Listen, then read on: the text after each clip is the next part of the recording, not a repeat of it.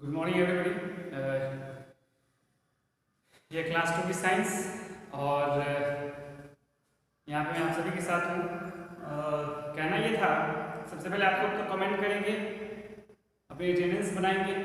ये बहुत ज़रूरी है अटेंडेंस बनाना, मैं रेगुलर चेक करता हूँ इसको, तो अटेंडेंस पहले बनाइए, ठीक है। उसके बाद फिर क्लास को अटेंड कीजिए। चैप्टर 5 तक कंप्लीट हो चुका है ये क्लास 2 का साइंस, और हम आगे बढ़ना बेहतर नहीं समझते हैं, ठीक है। इसी को पहले रिवाइज करते हैं। जो पढ़ लिया गया है उसी को रिवाइज करके उसको और मजबूत बनाया जाए, है ना। जो पढ़ लिया गया उसी को रिवाइज करके और मजबूत बनाया जाए।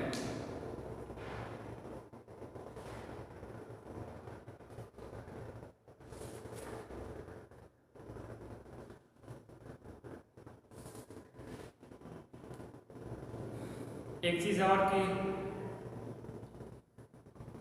अगर कहीं पर कोई क्वेश्चन से छूट गया है, ठीक है, जो क्वेश्चंस होते हैं वो अगर कहीं पर छूट गया है तो आप बेझिझक इसके बारे में कमेंट करके बताइए, ठीक है, कि सर ये क्वेश्चन छूट गया, ये क्वेश्चन लिखवाया ही नहीं है, या फिर ये टॉपिक छूट गया है, ठीक है। मेरे हिसाब से कुछ भी नहीं छूटा है, लेकिन अगर आप मेरे रेगुलर स्टूडेंट हो, ठीक है, तो आप रेगुलर देख रहे हो मेरे वीडियो को, तो आप ये कंप्लेंट कर सकते हैं मुझसे कि हमने जो क्वेश्चन छोड़ा है या फिर छूट गया है, या फिर कोई टॉपिक ऐसा रहा है जो वो टॉपिक ना होकर मैं आगे बढ़ गया हूँ भूल से। तो इस सब चीज़ को चेक करते रहिए। रेगुलर अगर आप चेक कर रहे हैं तो ये आप बातें समझ में आएंगी, ठीक है।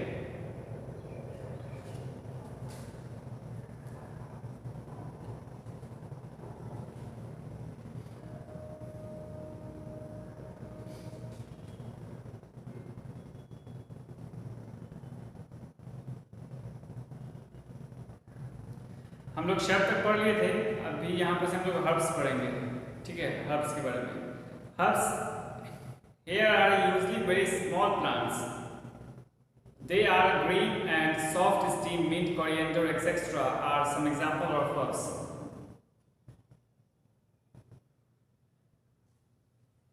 जो हर्ब्स होते हैं उनका जो साइज होता है बहुत छोटा होता है, ठीक है। उनका साइज बहुत छोटा होता है जो हर्ब्स होते हैं, और वो बहुत कमज़ोर भी होते हैं। उसको आप आसानी से उखाड़ सकते हैं अपने हाथों की ताकत से, ठीक है। और उसके जो स्टीम भी होते हैं वो भी बहुत कमज़ोर होते हैं, है ना। तो आप उसको काफ़ी आसानी से उसको उखाड़ सकते हैं, उखाड़ फेंक सकते हैं, लेकिन ऐसा नहीं करना चाहिए। हमें ऐसा करने से बचना चाहिए, ठीक है।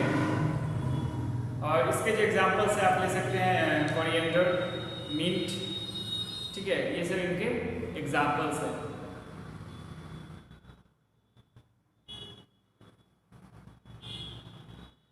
Some herbs are used in food and for making medicines. कुछ हर्ब्स जो होते हैं वो फूड में यूज़ किए जाते हैं। जैसे आप धनिया पत्ता ले लें, कोरिएंडर लीफ बोलेंगे, तो उसको ऐड इसलिए किया जाता है स्वादिष्ट बनाने के लिए, ठीक है। उसको स्वादिष्ट बनाने के लिए उसको ऐड किया जाता है।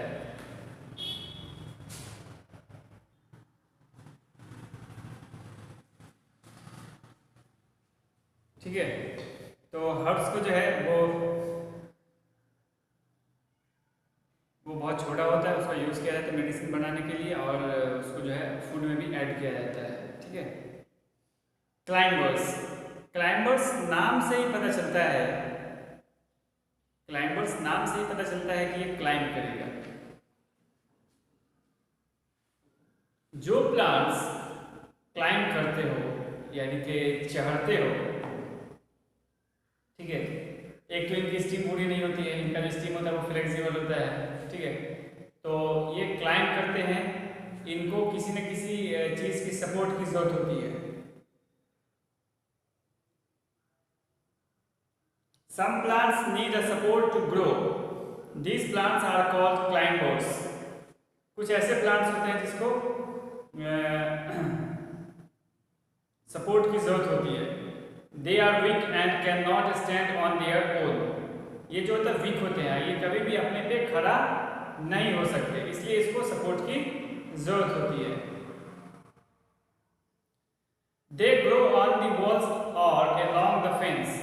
grapevine, beans and money plant are some examples of climbers. जो मनी प्लांट है, बीन है, ग्रेपवाइन है, ये सब एग्जाम्पल्स है क्लाइंबर्स के, ठीक है, ये सब क्लाइंबर्स के एग्जाम्पल हैं। ये क्लाइंब करते हैं, इसको किसी न किसी सपोर्ट की जरूरत होती है, जैसे कि बम्बू सपोर्ट चाहिए या फिर और कुछ सपोर्ट चाहिए, ठीक है। ये वॉल पे क्लाइंब करते हैं, ठीक है। और आप देखेंगे कि खेतों में झजरी लगाकर, ठीक है, जो बम्बूज का जो होता है बनाकर एक ढंग का एक स्ट्रक्चर देकर उस पर लतराया जाता है ना। ये सब चीज़ आप लोग देखे होंगे कि खेत खलिहान में जो है इन सब टाइप का जो बम्बू होता है, ठीक है, झजरी होता है, इन सब चीज़ों को यूज़ करके इसको जो है लंबे दूरी तक ले जाने के लिए या फिर खूब अच्छे से फैलने के लिए देखेंगे कि ये सब को क्लाइंब करवाया जाता है। अब करेला को देखेंगे कि इसको भी क्लाइंब करवाया जाता है। इसके दोनों तरफ बांस गाड़ दिया गया, ठीक है। बांस गाड़ने के बाद उस पर जो है प्लास्टिक की जो रस्सी आती है उसको लगा दिया गया और उसी पर सब लतरा। तो इससे बेनिफिट क्या होता है कि जो फल होता है उस प्लांट का वो नीचे की ओर लटकने लगता है, ठीक है, जिससे आसानी से तोड़ा जा सकता है। जैसे ही उसमें वजन आता है ना, उस सब्जी में जो वजन आता है तो वो नीचे की ओर गिर जाता है, ठीक है, नीचे की ओर गिरा रहता है ना।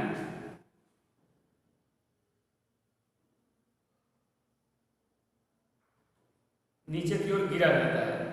तो ये सब चीज़ देखने के लिए मिलता है और फिर इसको काफ़ी आसानी से तोड़ा जा सकता है। तोड़ने के बाद फिर इसको या तो बाजार में बेचिए या फिर इसको खाइए। तो इसके ये बेनिफिट्स होते हैं। अब आगे क्रीपर्स, नाम से ही पता चल रहा है क्रीप रेंगेगा ये। तो ये जितने भी प्लांट्स आते हैं जो ग्राउंड पे होते हैं, क्रीप करके एक जगह से दूसरी जगह क्रीप करके फैलते हैं, they are known as creepers. The stems of some plants are so big that they grow along the ground. They are called creepers. Watermelon and pumpkin are some of the examples of creepers. Watermelon और pumpkin जो है ये भी एक example है, ठीक है। वैसे पंपकिन को तो आप देखेंगे तो ये क्लाइंबर्स भी होता है, कितनी जगह देखते हैं कि लोग ऊपर लतरा कर इसको रोकते हैं, लेकिन इसको क्रीपर्स कैटेगरी में ही रखा गया है। वाटरमेलन को तो खैर रखा जाना भी चाहिए। वाटरमेलन की साइज ये होती है ना, एक वाटरमेलन की साइज ये होती है 4 किलो, 5 केजी, 10 केजी तक होता है। अब सोच कर देखो कि उसको आप किसी चीज़ पे लतरा रहे हो, यानी मान लो कि वो जो आप धरती लगा रहे हो, ठीक है, बांस के अपने खेतों में, उस पर से वाटरमेलन को आपने लगा दिया। वाटरमेलन अब होगा तो उसके बीच से फिर वो नीचे लटकेगा, तो उसका वो इतना छोटा वजन है, इतना छोटा साइज है, तो वो आसानी से नीचे झुका रहेगा। लेकिन जैसे उसका साइज ग्रोथ होगा तो उसमें वजन बढ़ेगा, वजन बढ़ेगा तो फिर वो लटकना शुरू होगा और सारी झजरी को लेकर नीचे गिर जाएगा, है ना, सारी झजरी को लेकर नीचे गिर जाएगा। तो इसके लिए ठीक इसी के लिए जो है ये सब क्लाइंब कर इसको क्रीपर्स कैटेगरी में रखा गया और इसको क्रीपर ही माना गया है, ताकि ऐसे नहीं ऊपर क्लाइंब करे और क्लाइंब करने के बाद ये फिर नीचे गिर जाए।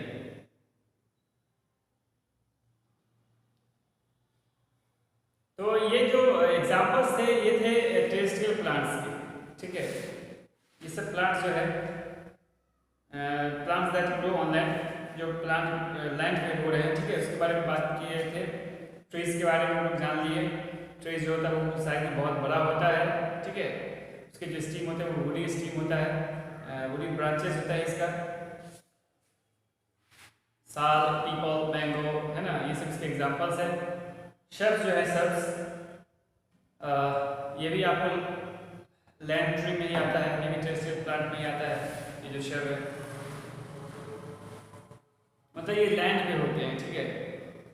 उसके बाद आप लोग देखेंगे इसके जो एग्जांपल्स हैं वो है रोज, हिबिस्कस, जास्मीन, ये सब इसके शर्ब्स के एग्जांपल्स हैं। जो फ्लावर्स आप देखते होंगे उसकी उम्र जो होती है 7 साल, 8 साल, 10 साल, 12 साल, इतना ही उसकी उम्र होती है। उसके बाद वो सूखने लगता है ना, उसके बाद वो सूखने लगता है, जिसके कारण जिसके कारण उसमें क्या होता है कि वो उसको फिर हटा दिया जाता है ना। हब्स के बारे में आपने पढ़ लिया, क्लाइंबर्स के बारे में आपने पढ़ लिया, क्रीपर्स के बारे में पढ़ लिया। तो ये सब इसके कुछ एग्जांपल्स थे। आपका काम है कि जो मैं पढ़ा दे रहा हूँ उसको रिवाइज कीजिए। ऐसा नहीं कि ये रिवीजन क्लास है तो इसको देखना बेकार होगा, ठीक है। मैं शुरुआत से सारे काम करवा रहा हूँ, मैं क्वेश्चन से भी करवाऊँगा, मैं फिर से ऑब्जेक्टिव्स भी करवाऊँगा, यानी ये सब कुछ मैं फिर से करवाऊँगा, ठीक है। तो रिवीजन ऐसे ही करना है, तो ध्यान लगा के इसको पढ़िए। आप जितने बार इसको रिवाइज करेंगे या उतना ही ज़्यादा आपके लिए बेनिफिशियल होगा। Plants that grow in water, ठीक है। Plants that grow in water, some plants grow in water, they can be seen in ponds, lakes and seas. Lotus, water lily, hydrilla and duckweed are some examples of plants that grow in water.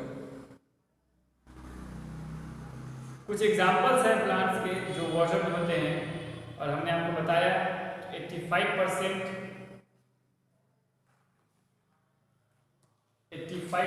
जो है आपको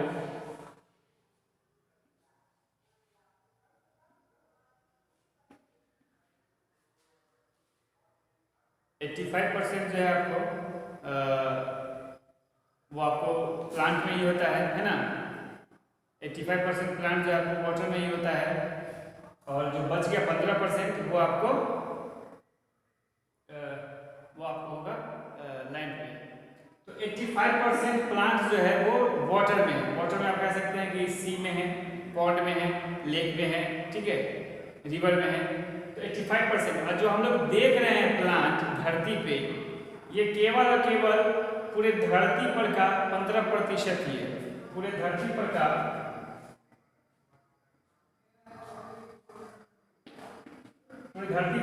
केवल और केवल 15% ही है, ठीक है, केवल और केवल 15% ही है। तो इस चीज को ध्यान से देखेंगे और जानेंगे इसके बारे में।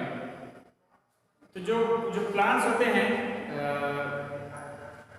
एक्वेटिक प्लांट्स, तो इनकी जो जरूरत की चीजें होती है वो भी वाटर में ही हो जाती है, ठीक है, वो भी वाटर में ही प्रेजेंट रहती है। जैसे कि इनको चाहिए कार्बन डाइऑक्साइड, जो टेरेस्ट्रियल प्लांट है, जो लैंड पे प्लांट होता है, उसके लिए हम लोग क्या करते हैं, उसके लिए हम लोग कार्बन डाइऑक्साइड छोड़ते हैं। जो भी एनिमल्स कार्बन डाइऑक्साइड छोड़ते हैं, फूड का ऑक्सीजन के साथ रिएक्शन होने के बाद जो कार्बन डाइऑक्साइड मिलता है उसको हम लोग छोड़ते हैं, तो वो उनको एब्जॉर्ब करते हैं अपने फोटोसिंथेसिस के लिए।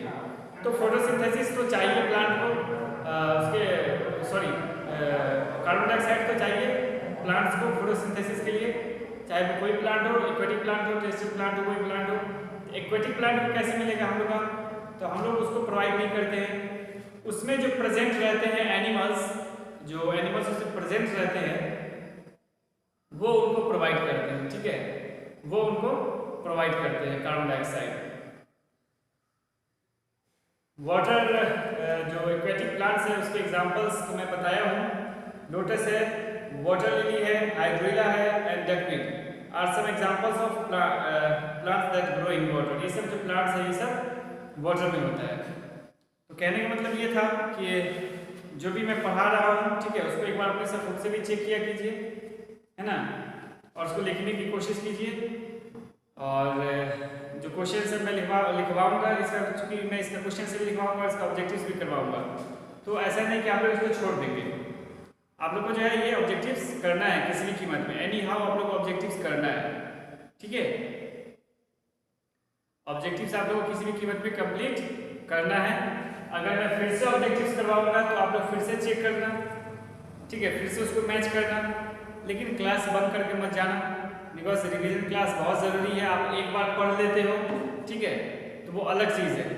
आप एक बार पढ़ लेते हो, फिर उसके बाद आप उसको रिवाइज नहीं करते हो तो वो बेकार हो जाता है। आप उसको अगर चाहते हैं कि वो आपके जहन में बैठ जाए, आपके दिमाग में बैठ जाए, तो आपको उसको अच्छे से रिवाइज करना होगा, अच्छे से ध्यान देना होगा, ठीक है। ये बहुत ज़रूरी होता है आप सभी के लिए। तो मैं अपनी बातों को यहीं पर ख़त्म करता हूँ, और आप सबको अच्छे से रिवाइज कीजिए और बचे रहिए इस महामारी से। अपने आप को बचाइए, अपने आप को साफ सुथरा रखिए, ठीक है। डेली स्नान कीजिए, डेली साफ सुथरा रखिए सब अपने आसपास की जगह को। जो लोग बाहर से आ रहे हैं उनको मना कीजिए अंदर आने से, ठीक है। उनको क्वारंटाइन होने के लिए बोलिए कम से कम 14 दिन के लिए। तो ये सब बातें जो है आपको जाननी ज़रूरी है, ठीक है। तो आज के लिए इतना ही रखते हैं, आप लोग फिर कल फिर हम लोग आगे बढ़ेंगे, ठीक है। Thank you very much.